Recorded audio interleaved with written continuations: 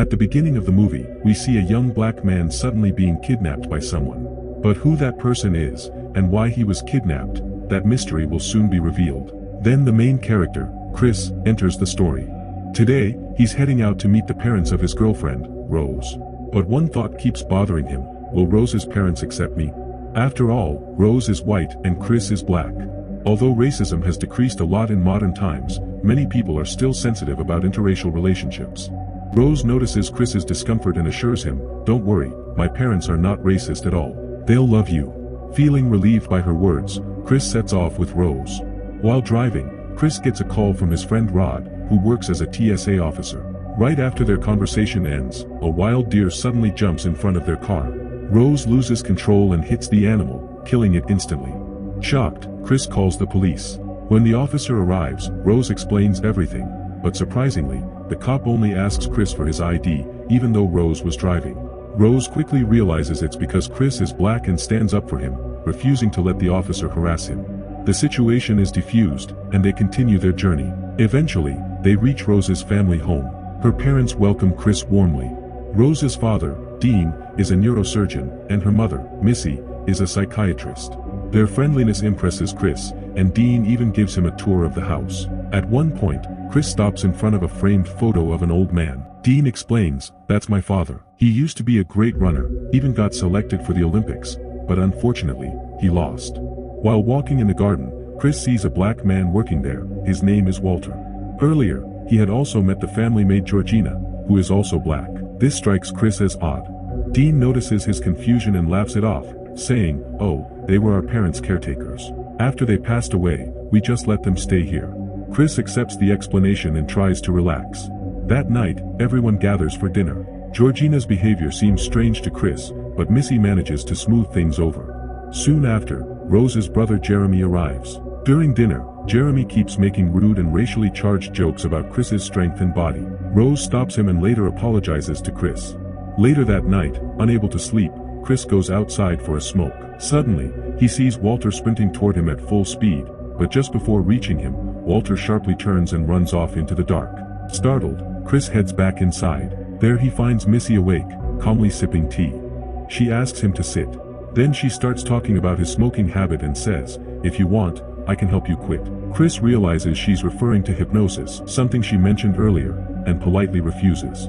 As she stirs her tea with a spoon, she starts asking about Chris's mother. Chris shares that his mother died in a car accident when he was a child. He later learned she had survived for a while after the crash, and he still blames himself for not helping her in time. Then Missy softly says, "Now close your eyes, and sink into the dark." As soon as Chris hears that, he feels himself falling into a deep, dark void, trapped, paralyzed, sinking endlessly. Suddenly, he wakes up in his bed, thinking it was just a dream. The next morning, everything seems normal. Walter is outside chopping wood. When Chris approaches him, Walter apologizes for last night's incident, proving that what Chris saw wasn't a dream. He realizes Missy must have actually hypnotized him, because now he can't even smoke without feeling sick. He tells Rose everything. She's shocked and apologizes for her family's strange behavior. Soon after, a series of cars arrive. The family is hosting a party. All the guests are white, and they treat Chris with odd curiosity. They touch his arms, comment on his physique, and ask inappropriate questions. Chris feels increasingly uncomfortable. Among the guests, he meets another black man named Andre, who is with an older white woman. Something about Andre seems eerily familiar. Later, Chris meets Hudson, a blind photographer he once admired. Hudson tells him he's a big fan of Chris's work. When Chris goes back to his room, he finds his phone unplugged. He suspects Georgina, who had been in the room earlier.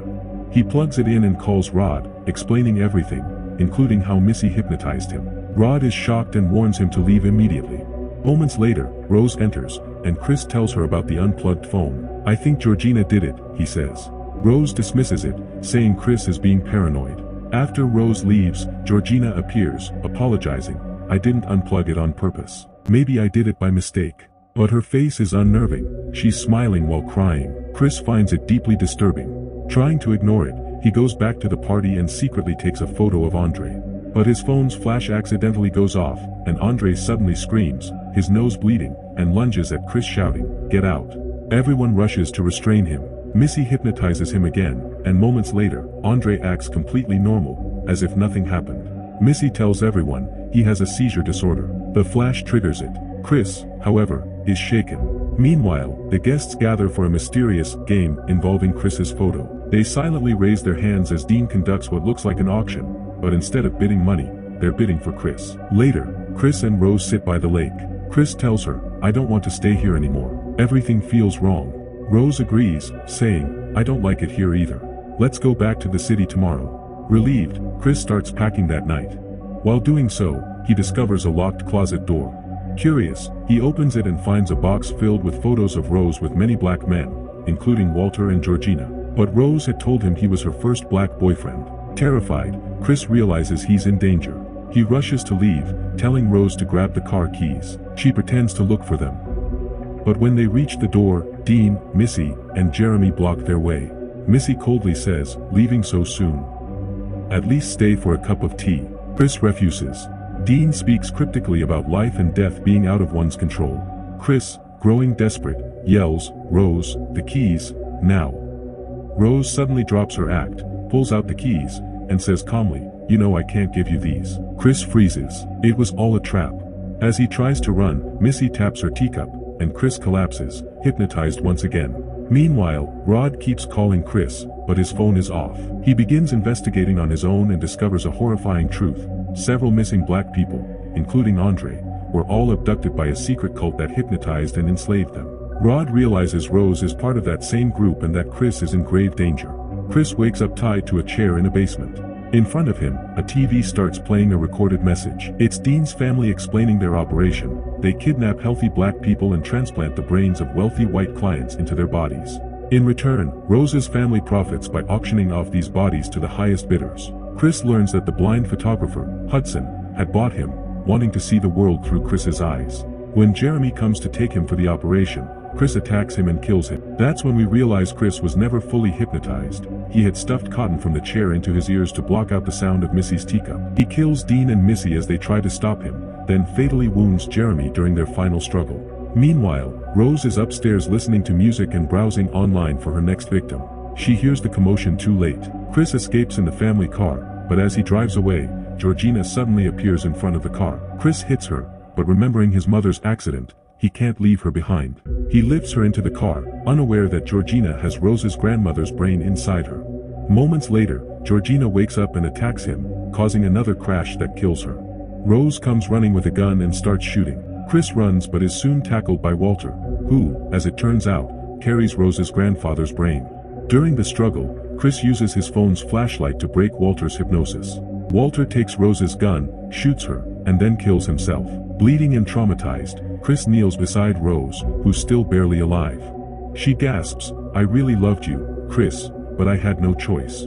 Chris can't bring himself to kill her. Then police sirens wail in the distance. Rose smiles, thinking Chris will be arrested for everything. But as the car pulls up, it's not the police, it's Rod, Chris's best friend, who's come to save him. Rod helps him into the car and drives away. Rose bleeds out on the road as they disappear into the night. And thus ends this terrifying, mind-twisting psychological horror film.